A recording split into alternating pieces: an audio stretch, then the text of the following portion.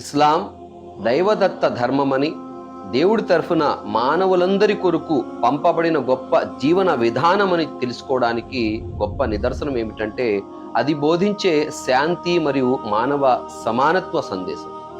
దేవుడి దృష్టిలో మానవులందరూ సమానం. మానవులేంటి, ఆయన సృష్టించిన సృష్టి రాసులన్నీ కూడా ఆయన దృష్టిలో సమానంగానే ఉంటాయి. ఆయన అందరినీ ఒకేలా చూస్తాడు. కాబట్టి సమానత్వాన్ని బోధించేదే దైవ ధర్మం అవుతుంది.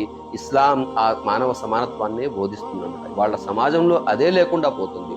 వర్ణాలుగా, వర్గాలుగా, కులాలుగా చీల్చబడే ఈ సమాజానికి మరి సరైన దిశానిర్దేశం చేయగలిగేది ఇస్లాం మాత్రమే. ఎందుకంటే అది ఐక్యతను బోధిస్తుంది, మరి సౌభ్రాతృత్వాన్ని బోధిస్తుంది, మానవ సమానత్వాన్ని బోధిస్తుంది. కాబట్టి నిష్పక్షపాతంగా దాన్ని అధ్యయనం చేయాల్సిన, దాన్ని అర్థం చేసుకోవాల్సిన అవసరం ఉంది. అటువంటి సద్బుద్ధిని ఆ దేవుడు మనందరికీ కూడా ప్రసాదించుగాక.